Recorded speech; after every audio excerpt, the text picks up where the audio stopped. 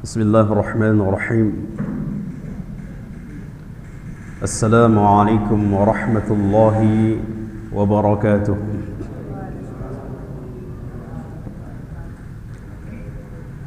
إن الحمد لله نحمده ونستعينه ونستغفره ونعوذ بالله من شرور أنفسنا وسيئات أعمالنا. من يهده الله فلا مضل له ومن يضلله فلا هادي له. أشهد أن لا إله إلا الله وحده لا شريك له، وأشهد أن محمدًا عبده ورسوله وحبيبه وخليله، ولا نبي ولا رسول بعده.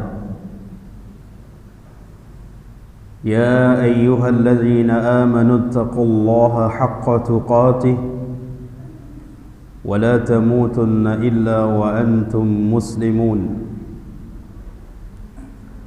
أما بعد،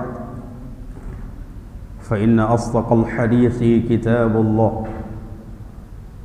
وخير الهدي هدي محمد صلى الله عليه وسلم، وشر الأمور محدثاتها، وكل محدثة بدعة، وكل بدعة ضلالة، وكل ضلالة في النار. إخواني والأخوات في الدين رحمني ورحمكم الله.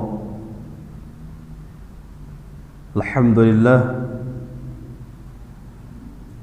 kalimat yang senantiasa kita ucapkan kepada Allah Rabbul Izzati wal Jalalah, yang memang satu-satunya yang berhak untuk dipuji. Karena banyaknya nikmat dan karunia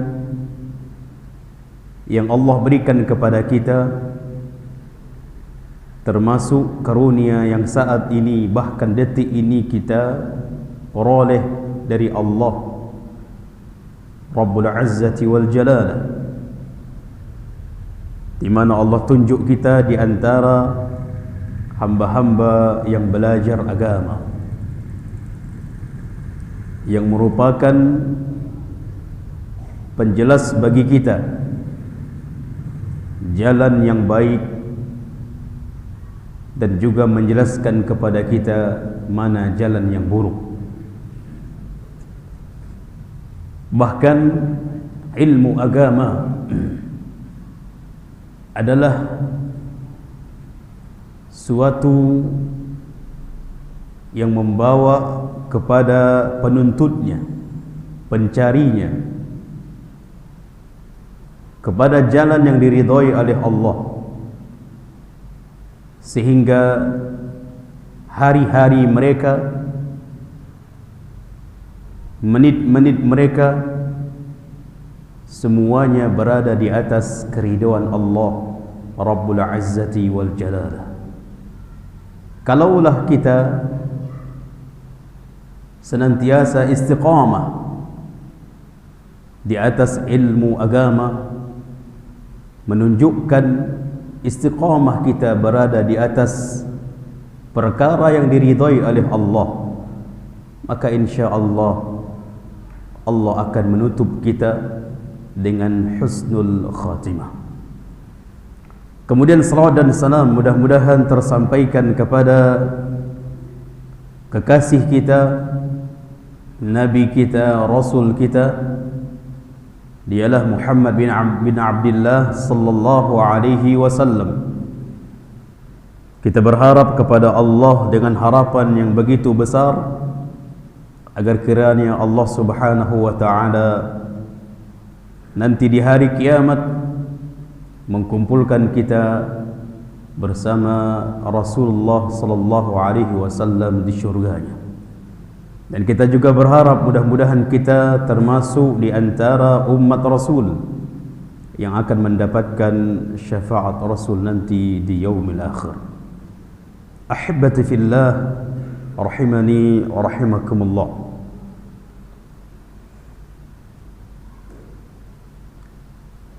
Kita melanjutkan pembahasan kita dari kitab Riyadhus Shalihin, karena ini adalah pekan keberapa Pak? Keempat.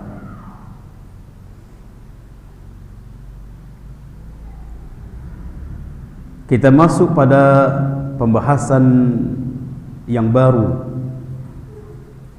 bab yang baru, karena alhamdulillah pembahasan niat dan menghadirkan niat di dalam setiap ucapan dan amal saleh, dan kita sudah sampaikan, kita pelajari hadis-hadis atau ayat-ayat yang dibawakan oleh Al-Imam An-Nawawi, dan alhamdulillah pada pertemuan yang lalu kita membahas hadis yang 3 orang yang masuk atau terkurung di dalam goa, yang mereka berwasilah dengan amal soleh mereka masing-masing, sehingga mereka berdoa dan mengangkat amal soleh mereka di hadapan Allah. Maka dengan itu Allah keluarkan mereka dari gua tersebut, dan itu adalah hadis yang terakhir di dalam pembahasan perkara niat dan menghadirkan niat di dalam setiap amal soleh. Maka masuk kita pada pembahasan yang baru, yang merupakan pembahasan sangat besar, yaitu bab at-taubah. Sebuah bab yang membahas tentang taubat.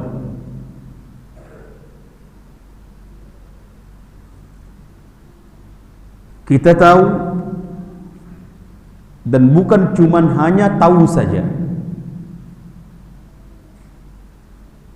bahkan kita diharapkan sadar, karena memang tujuan dari pengetahuan itu untuk sadar.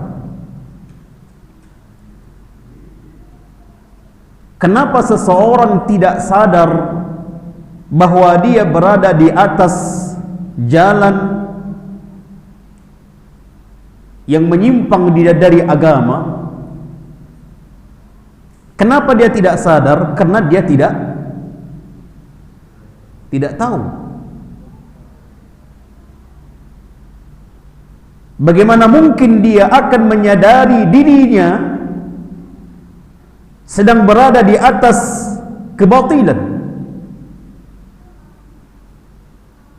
Tidak akan mungkin dia menyadari itu kalau dia tidak mengetahui dia berada di atas jalan yang menyimpang. Maka sama halnya seorang hamba tidak akan mungkin dia bertaubat, tidak akan mungkin dia beristighfar kalau dia tidak menyadari dirinya banyak dosa.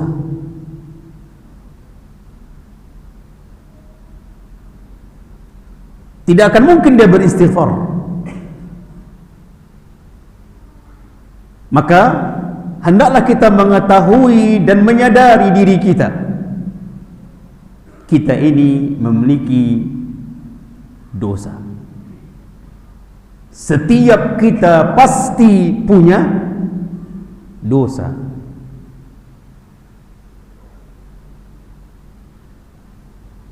Tidak ada yang hidup di permukaan bumi ini yang tidak memiliki dosa. Dan dosa seseorang dengan orang lain, artinya antara dosa A dengan B bisa juga berbeda. Hamba A dosanya lain, hamba B dosanya lain dari hamba A, tapi masih dalam kadar dosa. Dan bisa saja antara satu hamba dengan hamba yang lain jumlah dosa yang pada diri seseorang hamba berbeda. Hamba A bisa saja dosanya 10, hamba B bisa saja dosanya 100, dan seterusnya. Intinya adalah kita pasti memiliki dosa. Terkadang dosa itu dari ucapan kita, perbuatan kita, pikiran kita, dan bisa saja yang ada di dalam hati kita.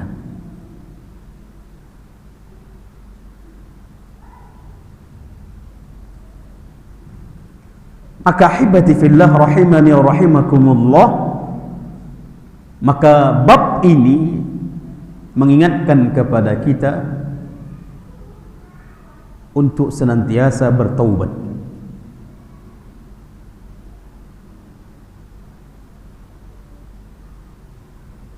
Makanya Nabi SAW mengatakan di dalam hadis, kullu bani Adam khata',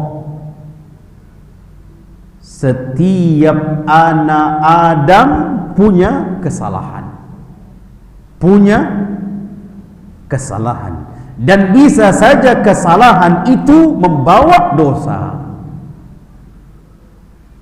bisa saja kesalahan itu mengandung dosa.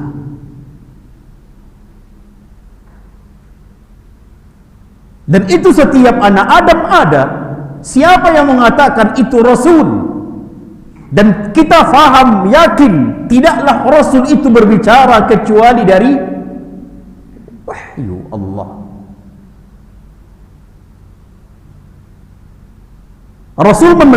Rasul menyampaikan riwayat ini untuk menjelaskan kepada kita bahwa Allah mengetahui kita ini punya kesalahan.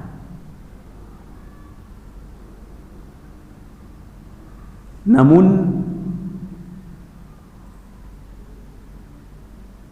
jadilah kita orang yang terbaik dari yang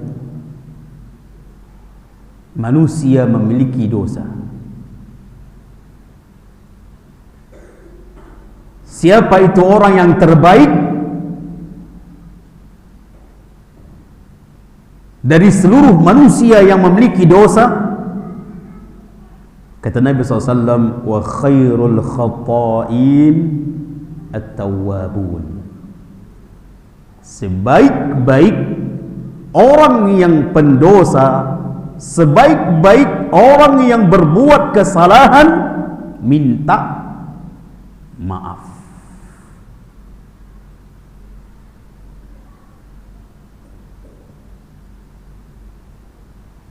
Minta maaf adalah yang terbaik. Antara suami istri, di antara mereka siapa yang terbaik jika minta maaf. Antara tetangga,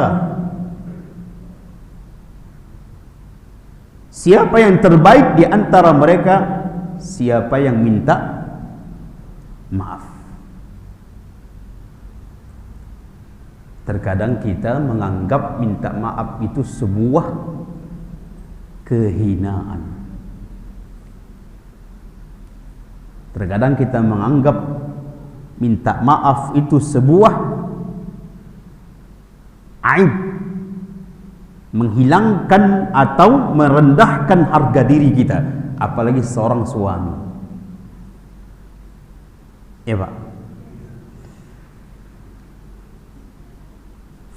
Padahal di antara istri-istri Nabi sallallahu alaihi wasallam mengatakan,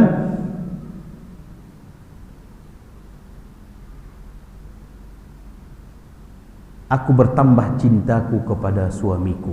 Itu Rasul. Karena Rasul sering minta maaf kepada aku.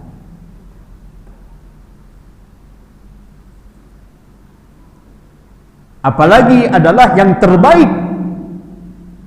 Siapa yang minta maaf?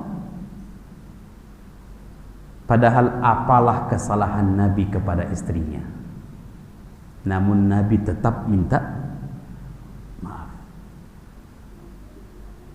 Kata Nabi SAW, jadilah tetangga yang terbaik dari tetangga-tetangga. Ketika kita ada salah, minta maaf.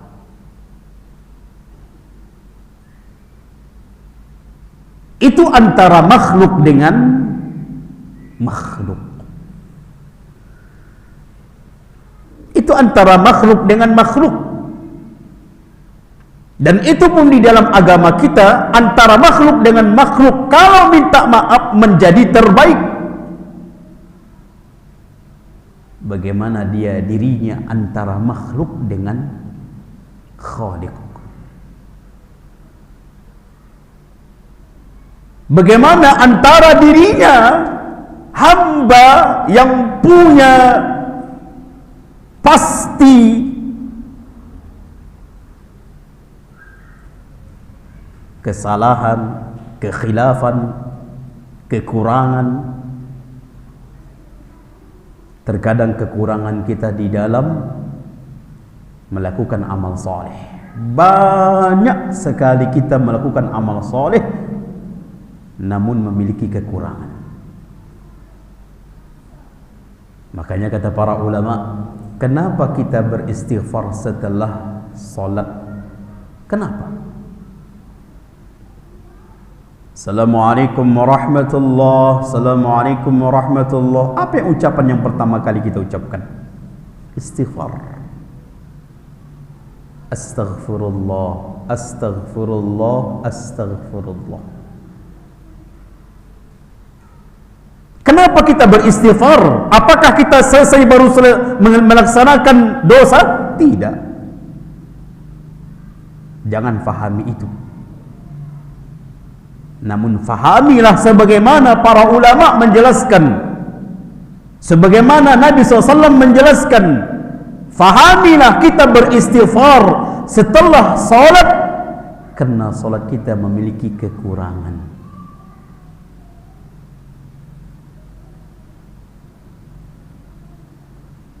Kekurangan dari segi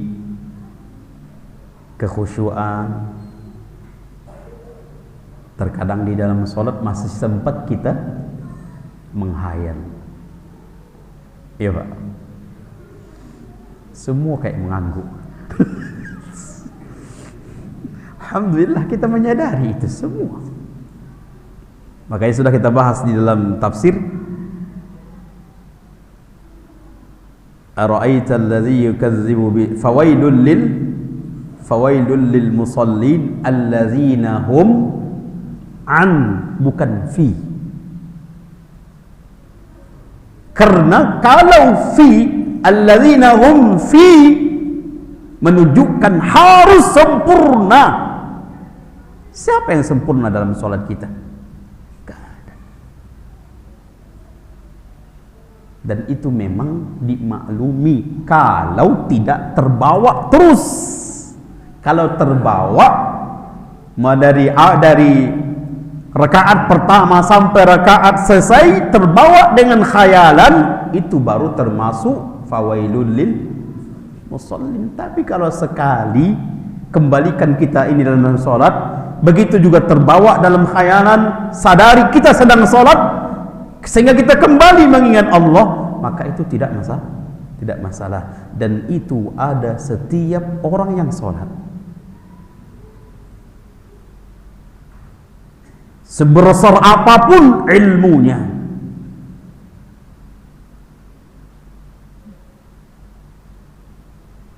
Makanya kita beristighfar, astaghfirullah. Ahibati fillah rahimani wa rahimakumullah. Maka Nabi SAW mengatakan, jadilah dari orang-orang yang berdosa, jadilah yang terbaik. Menunjukkan orang yang terbaik itu bukan tidak punya dosa. Enggak ada yang terbaik itu yang tidak punya dosa, enggak ada.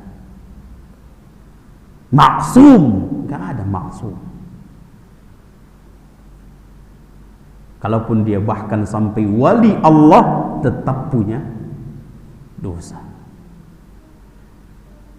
Makanya di antara para sahabat itu, seluruh para sahabat merintih, menangis di tengah-tengah waktu malam manusia tidur, mereka menangis memohon ampun kepada Allah atas dosa-dosa mereka.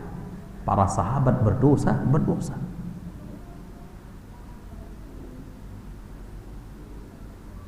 Abu Bakar berdosa, nah.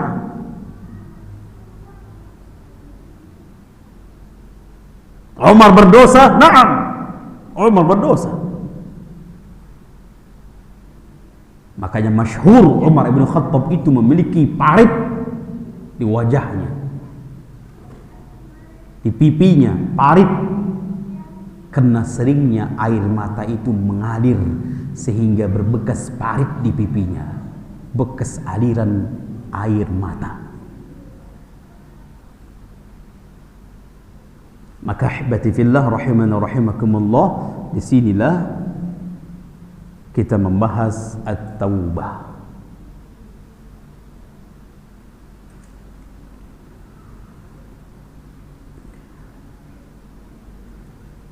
Ahibati fillah rahimani wa rahimakumullah. Qala al-ulama, kita baca apa yang dikatakan oleh Al-Imam An-Nawawi rahimahullahu ta'ala rahmatan wasi'ah. Qala al-ulama at-taubatu wajibatun min kulli dhanbin. Na'am, taubat wajib bagi setiap dosa. Kita katakan tadi, kalau kita memiliki dosa 1000, wajib 1000-nya memiliki taubat. Kalau kita memiliki dosa 100, wajib kita bertaubat 100, karena kita memiliki dosa 100. Makanya dikatakan oleh para ulama, taubat itu wajib dari setiap dosa. Satu dosa wajib taubat.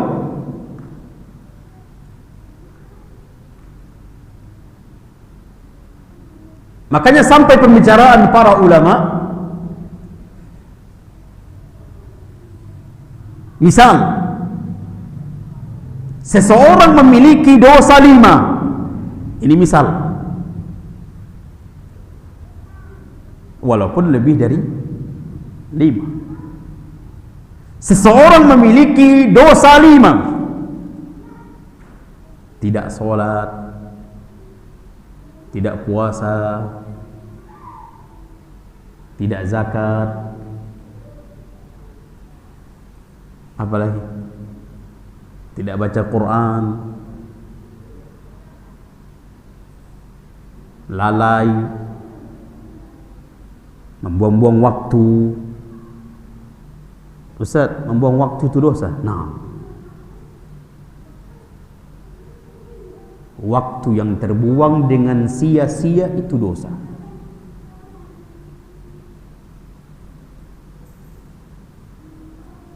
Waktu yang terbuang dengan sia-sia dosa.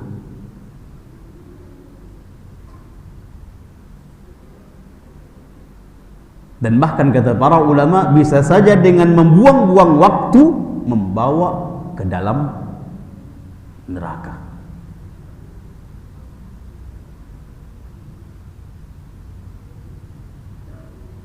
Kalau dia memiliki 5 dosa, dia bertaubat 2.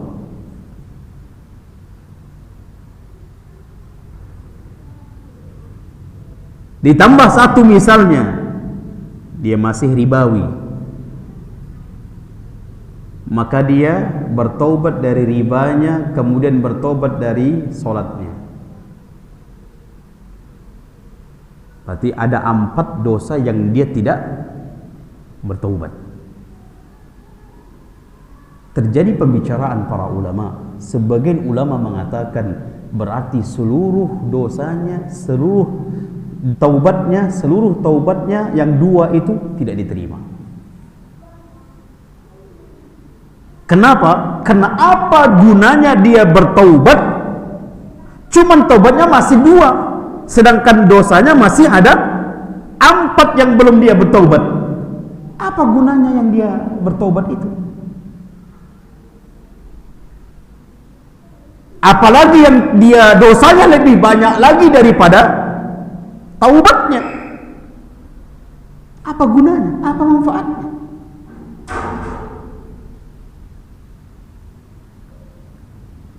Maka sebagian ulama mengatakan tidak sah, tidak diterima taubatnya. Kenapa? Karena perintah Allah mengatakan tubu ilallahi taubatan nasuha. Bertaubatlah kepada Allah dengan hakikat taubat dari seluruh dosa. Dari seluruh dosa. Tubu ilallahi jami'an ayyuhal mu'minun la'allakum tuflihun.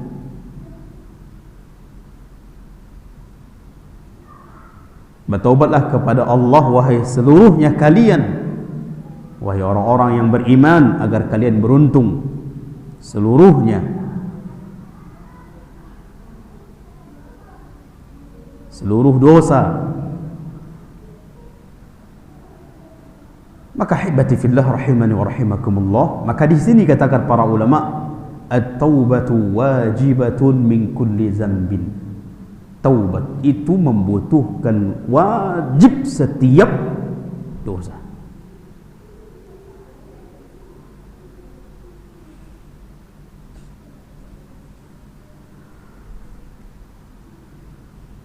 فَإِنْ كَانَتِ الْمَعْصِيَةُ بَيْنَ الْعَبْدِ وَبَيْنَ اللَّهِ تَعَالَى,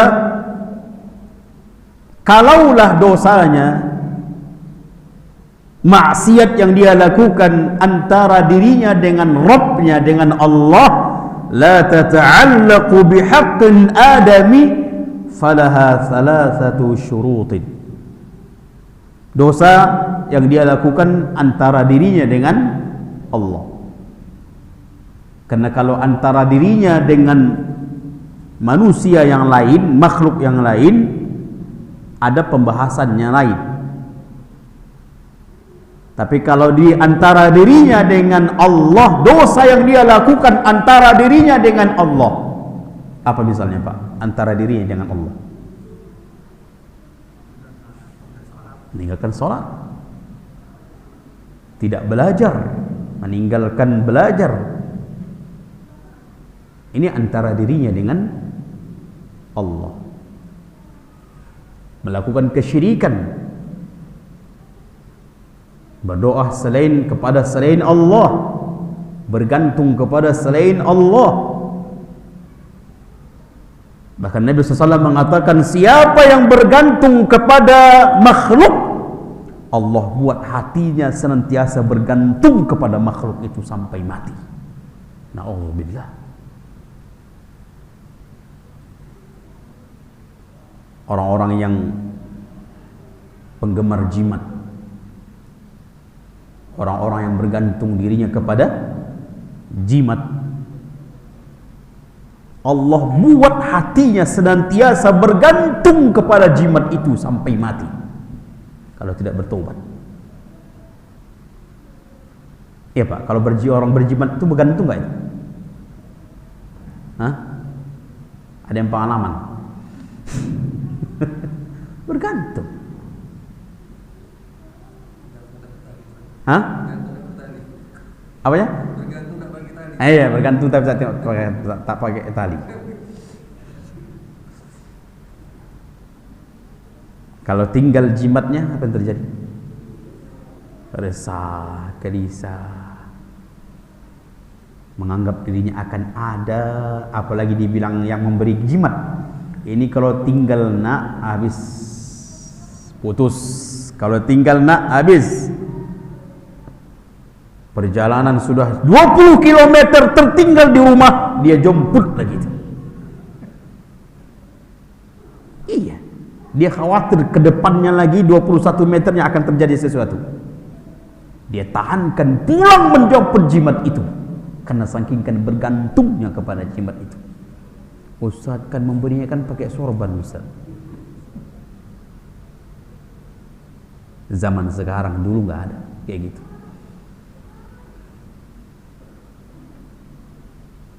Dosa karena bergantung kepada selain Allah. Maka kalau dia dosanya berhubungan antara dirinya dengan Allah, maka syaratnya 3. Taubat nasuhanya 3. Hakikat taubatnya 3 perkara. Harus ada 3 perkara ini pada dirinya. Kalau kurang dari 1 perkara atau kurang dari 3 ini, kurang 1 dari 3 ini, maka tidak sah taubatnya, tidak diterima. Yang pertama, berhenti dari dosa.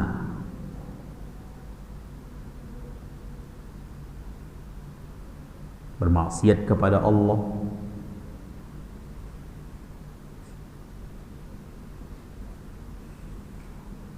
berhenti dari dosa, benar-benar berhenti.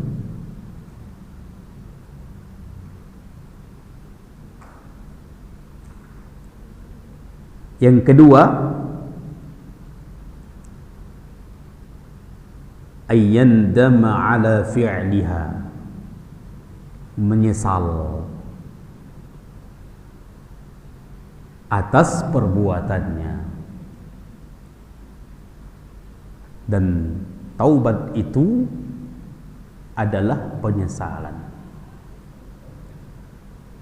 Dan tidak akan mungkin dia berhenti kalau tidak bersumber dari penyesalan. Seseorang itu akan berhenti karena adanya penyesalan. Kalau tidak ada penyesalan, mungkin tak akan berhenti. Kenapa dia menyesal? Terkadang dia menyesal ketika dia mendapatkan mudarat dari dosa. Nah, jemaah, kadang kita ini menyesal dan berhenti dari dosa setelah mendapatkan mudarat dari dosa.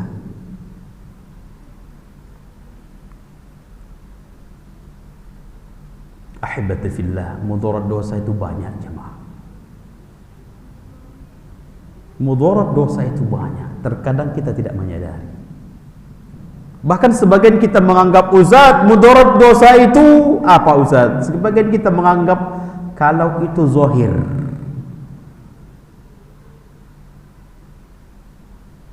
Sakit, tabrakan, kecelakaan, baru dia sadar, oh aku ini dosa ini. Dia menganggap hanya sekitar zahir saja mudarat itu. Ahibatu fillah, terkadang mudarat dosa itu lebih parah daripada zahirnya, bisa saja batin. Mudaratnya batin. Tidak ada ketenangan di dalam ibadah, itu mudarat dari dosa. Wallahi, setiap ibadah yang kita lakukan akan membuahkan ketenangan, kenyamanan. Betul nggak Pak? Nah, kita sholat nyaman, tempatnya juga nyaman, Masya Allah. Makanya kalau misalnya AC ini kan membantu saja, bukan mutlak.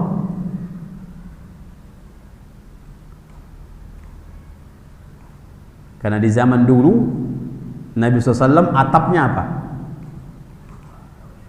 Kelebah-kelebah kurma. Ketika terik matahari itu masih nembus nggak itu?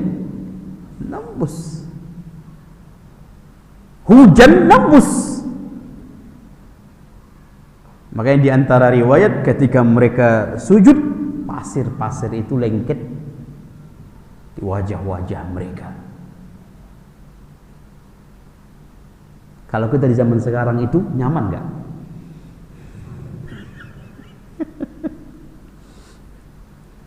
Karena mutlak kenyamanan itu di dalam hati. Dia berhubungan dengan siapa?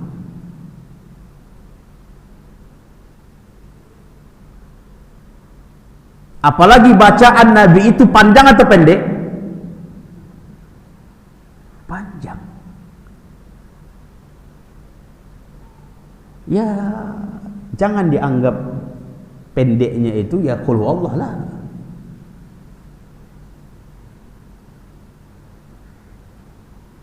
Ya untuk tabarok. Apalagi waktu-waktu yang disunnahkan kita memanjangkan surat-surat, membaca surat-surat panjang. Surat apa itu? Yang disunnahkan kita panjang membacanya. Surat apa itu? Subuh. Kalau surat subuh pula ara'aita, subuh pula qul huwallah, rugi kita. Tapi memang ada solat-solat disunnahkan kita dipendek, baca-baca surat-surat pendek. Apalagi kondisi yang mungkin agak merusak kenyamanan, misalnya anak-anak yang menangis, jangan dipanjangkan bacaan, dipendekkan. Itu bagi imam yang faham. Karena itu terjadi di zaman Nabi dan terjadi pada diri Nabi. Ketika Nabi ingin panjang, ingin membaca ayat atau surah panjang, tiba-tiba Nabi mendengar ada tangisan anak kecil di kalangan ummahat, maka dia baca ayat yang pendek. Khawatir ibunya tidak konsentrasi di dalam sholat berjamaah. Karena otomatis pasti ibunya tak akan konsentrasi. Begitu fahamnya si imam itu, seorang imam itu.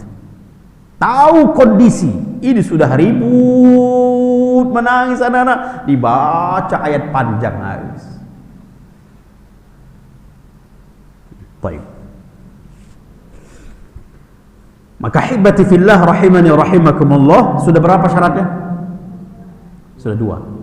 Yang terakhir adalah ayyazima alla ya'uda ilaiha abadan. Dia berazam tidak mengulangi lagi perbuatan itu. Yang tadi berhenti. Kemudian yang kedua, menyesal. Kalau dia hanya sebatas menyesal tapi tidak berhenti, itu bukan taubat namanya. Itu bukan taubat namanya. Kalau ketika ada penyesalan, maka dia berhenti dan ada azam, ada tekad tidak mengulangi kembali perbuatan itu, maka ini sudah dianggap taubat. Udah isya ini jemaah? Hah? 5 menit lagi. Ini adalah pendapat Al-Imam An-Nawawi. Karena pensyarahnya beda lagi. Kata Imam An-Nawawi, itu 3 syarat kalau dosa itu hubungannya antara dirinya dengan Allah. Wa in kanatil ma'siyatu tata'allaqu bi adami fasyurutuha 4. Kalau dosanya berhubungan dengan anak Adam, maka syaratnya ditambah 1. 3 tambah 1 menjadi 4. 4.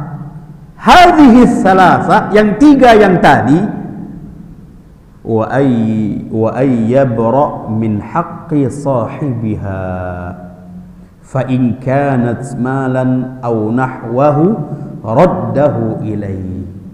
Kalau pernah kita ambil punya anak Adam itu, tanda kita bertaubat kepada Allah selain dari 3 ini, pulangkan, kembalikan kepadanya. Ustaz, yang punya udah meninggal, ahli warisnya. Apakah harus diucapkan itu Ustaz? Tidak. Maaf Pak, ini sawit yang semalam ku ambil Pak. Berapa janjang Bapak ambil? 10. Ya Allah, 10. Kalau 2 tadi ku maafkan itu Pak, kata. 10. Maka bagaimana cara minta maafnya? Bawa jenjang itu 10, pulangkan. Kalaupun tidak dibayar. Itu dosa antara anak Adam dengan anak Adam. Ghibah dosa antara Allah dengan atau anak Adam itu? Hah? Anak Adam. Karena menjelek-jelekkannya. Bagaimana? Ya minta maaf. Sampai kata para ulama, kalaupun dia mengatakan, Pak, saya kan nggak maafkan Bapak karena Bapak sudah menjelekkan saya, menghibah saya tidak akan memaafkan Bapak sampai Bapak membayar 100 juta. Bayar? Nah, kata para ulama, bayar. Kenapa? Nanti di akhirat ada gak pakai bayaran itu? Enggak.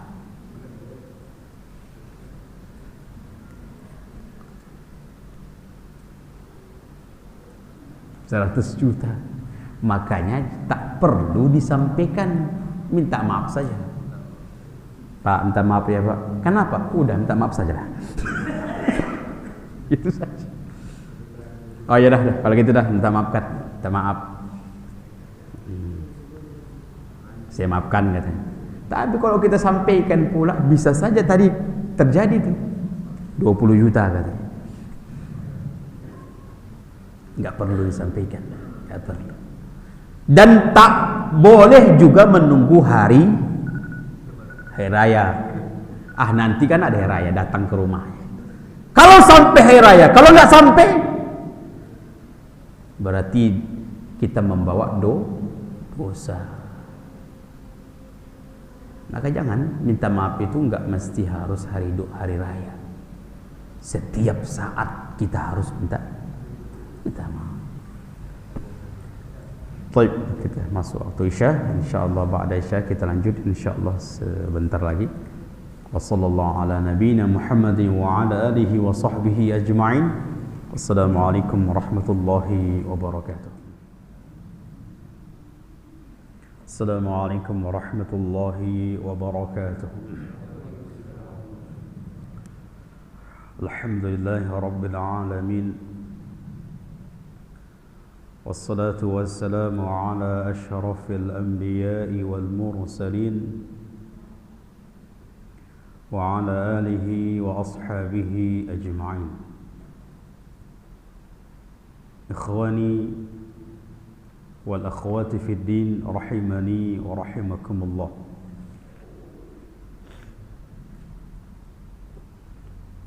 Al-Imam An-Nawawi tadi mengatakan syarat taubat itu kalau dosanya hubungan antara dirinya dengan Allah ada 3 syarat. Kemudian kalau dosa yang dia lakukan hubungan antara dirinya dengan anak Adam, menzalimi anak Adam, atau mengambil harta anak Adam, merusak kehormatan anak Adam, maka syarat taubat nasuhanya ada berapa Pak? Ada 4.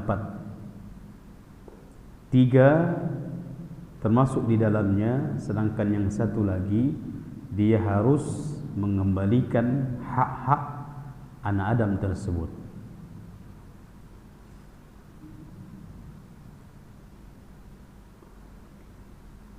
Adapun di antara ulama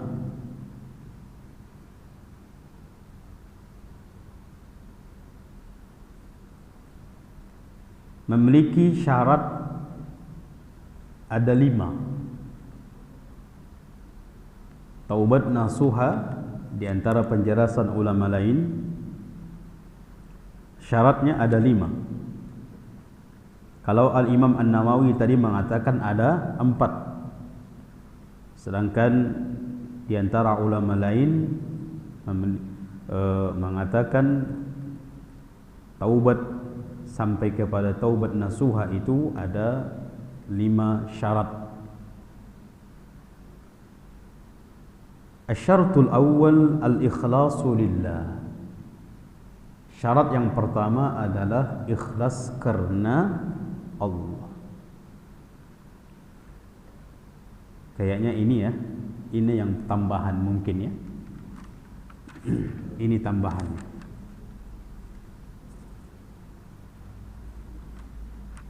Ada dua tambahan. Kalau yang tadi meninggalkan, namun terkadang diperjelas lagi oleh para ulama, dia meninggalkan dosa itu karena Allah. Dia meninggalkan dosa itu karena Allah dan benar-benar ikhlas meninggalkannya juga karena Allah.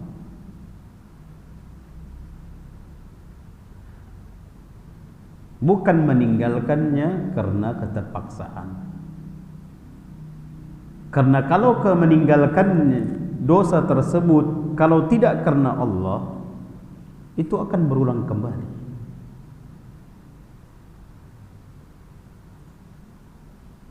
Baru-baru ini ada seorang istri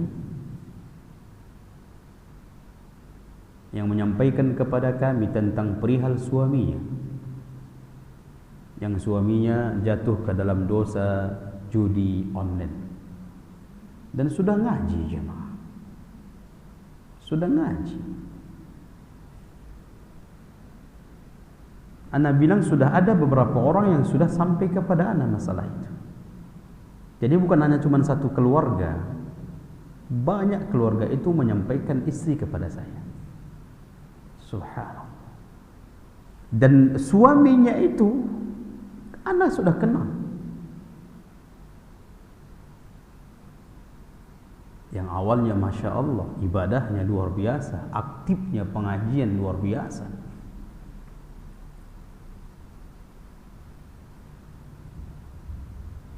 Namun terjadi, bahkan sampai menjual mobil, menjual rumah, menjual SK yang gajinya 3 jutaan lebih, akhirnya masuk ke pesantren, disekolahkan menjadi 100.000 lah tiap bulan diterima oleh istrinya, karena dipotong semuanya ambilan dari ini. Itu karena judi. Rumah sudah habis, mobil sudah habis, semua habis. Subhanallah. Itu dosa mana? Antara hubungan dengan Allah atau dengan istrinya? Dua-dua. Makanya sering anak katakan sama dia, antum suami zalim antum. Antum harus sering minta maaf sama istri antum, sama anak-anak antum.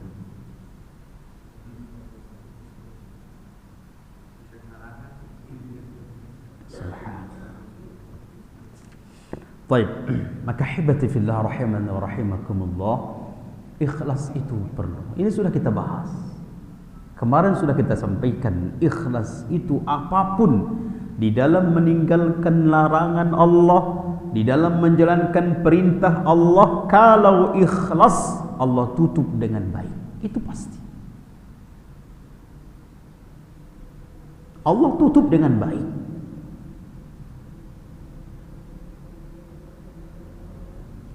Namun kalau seandainya hilang keikhlasan itu di dalam meninggalkan larangan Allah, akan jatuh kembali.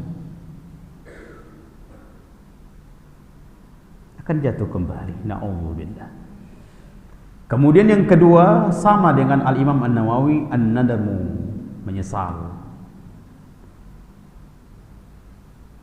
Menyesal atas dosa-dosa yang kita lakukan.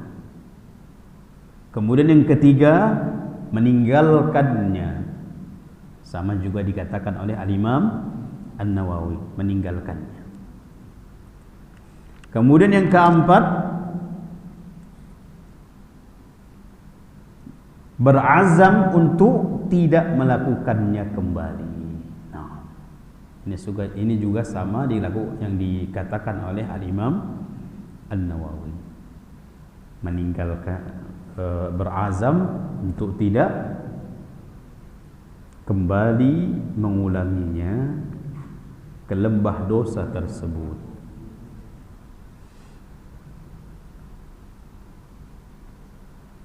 Kemudian yang kelima, dan ini mungkin tidak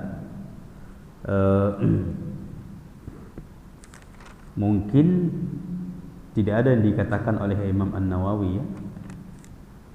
Yang kelima, an takuna fi zamanin tuqbal fihi taubah.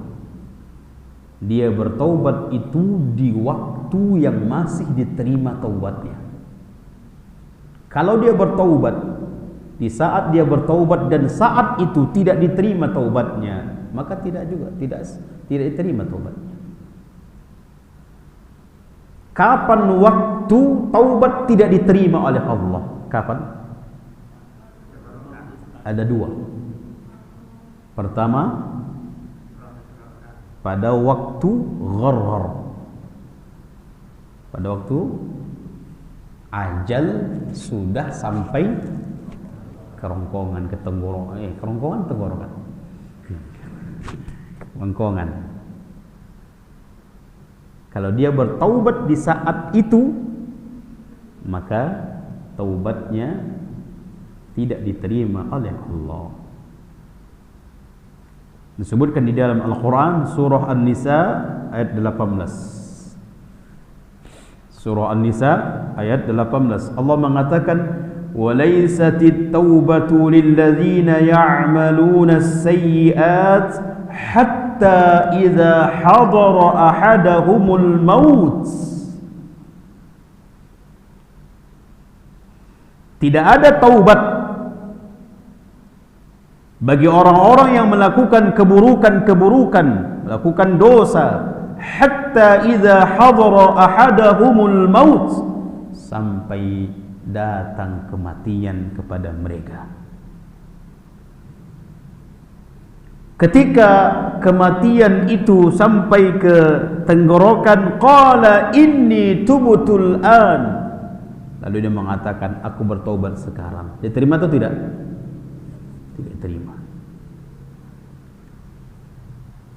Dalam surah An-Nisa ayat 18. Kemudian juga disebutkan di dalam hadis Nabi sallallahu alaihi wasallam, dalam hadis Imam Ahmad dan Imam At-Tirmizi, di mana Rasulullah SAW mengatakan, innallaha yaqbalu taubatal abdi ma lam yugharghir. Sesungguhnya Allah menerima taubat seorang hamba sebelum ruhnya, sebelum ajalnya sampai tenggorokan. Maka sebelum ajal itu ke tenggorokan, Allah masih membuka pintu taubat. Tapi kalau sudah sampai, maka tidak diterima taubatnya. Dan itulah kasusnya siapa yang tenggelam? Fir'aun. Amantu bi Rabbi Musa, aku beriman kepada Tuhannya Nabi Musa. Kapan dia ucapkan itu? Ketika ajal di tenggorokan. Allah tidak terima.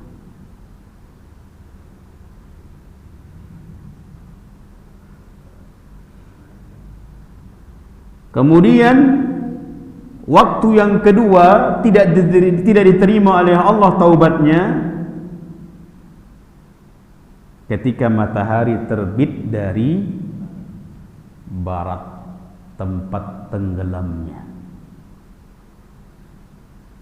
Kalau sekarang matahari terbit dari mana? Timur. Kalau begitu matahari terbit dari tempat tenggelamnya, maka Allah tidak diterima. Allah tidak terima lagi taubat seorang hamba. Hadis Imam Muslim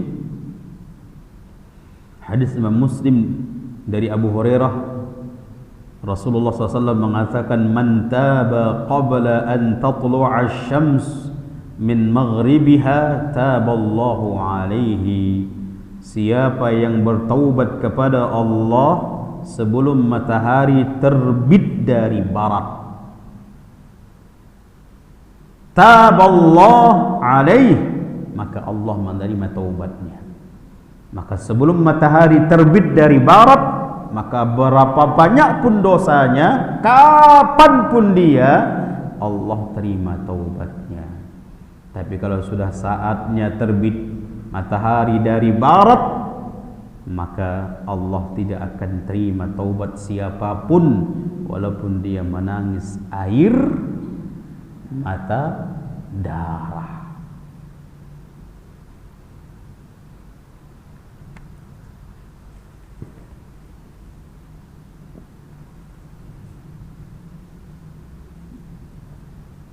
Cuma 2 kan waktunya kan? Cuma 2. Apalagi waktu itu lama atau tidak? Lama. Hendak meninggal, itu pun kalau sudah sampai di tenggorokan, sebelumnya masih diterima. Masih diterima. Makanya banyak di antara hamba-hamba Allah itu yang masuk surga tak pernah sujud.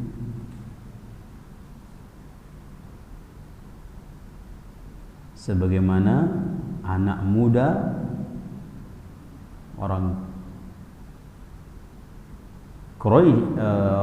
orang kafir Quraisy yang pemuda ini senantiasa menyakiti Nabi, senantiasa setiap hari menyakiti Nabi. Begitu pemuda ini sakit, datanglah Nabi mengunjunginya. Di sela-sela waktu ingin belum sampai ajalnya di tenggorokan, Nabi mengajaknya untuk masuk Islam. Pemuda ini melihat bapak mamaknya. Kemudian bapak mamaknya mengatakan, "Ati' Abu Qasim." Silakan ikuti Abu Qasim. Siapa Abu Qasim? Rasulullah SAW. Maka diikuti pemuda itu mengucapkan 2 syahadat diajari oleh Rasul. Setelah itu meninggal dunia. Maka Nabi SAW mengatakan, segala puji bagi Allah yang telah menyelamatkan dia dari api neraka. Makanya kata Nabi SAW, ada orang masuk surga belum pernah sujud sekalipun, belum pernah. Itu yang belum pernah, jemaah. Bagaimana yang sering sujud lalu ditutup dengan taubat nasuha sebelum meninggal, itu luar biasa kemuliaannya. Makanya kata para ulama itu, ahibati fillah, taubat kita itu senantiasa continue, senantiasa ditajdid, diperbaharui.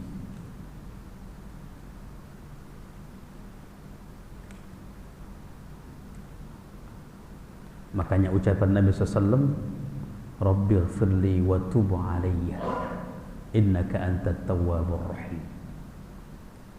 Ibnu Umar mengatakan sampai 70 atau sampai 100 kali Nabi satu majlis seperti kita ini. Ketika Nabi bertauziah, menyampaikan kajian, menyampaikan riwayat, menyampaikan agama, satu majlis.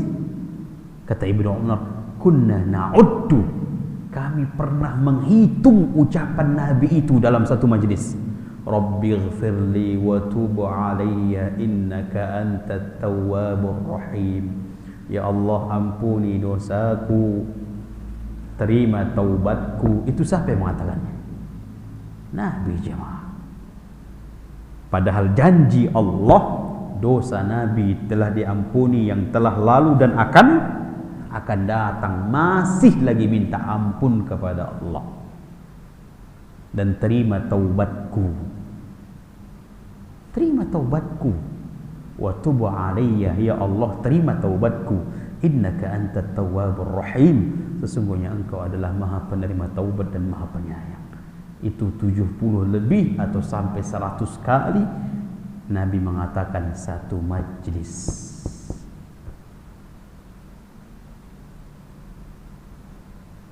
Itu Nabi jemaah. Makanya setiap hari kita istighfar, setiap hari mengatakan ya Allah terima taubatku ya Allah. Di dalam sujud kita mengatakan ya Allah terima taubatku ya Allah. Di dalam doa-doa kita mengatakan ya Allah terima taubatku ya Allah. Faham ini Pak?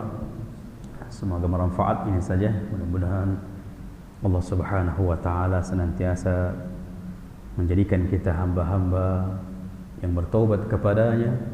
Karena hamba-hamba yang bertaubat itu adalah hamba-hamba yang dicintai oleh Allah Rabbul Izzati wal Jalalah. Kita tutup dengan doa kafaratul majlis. Subhanakallahumma wa bihamdika asyhadu an la ilaha illa anta astaghfiruka wa atubu ilaik. Akhiru da'wana anil hamdulillahi rabbil alamin. Wassalamu alaikum warahmatullahi wabarakatuh.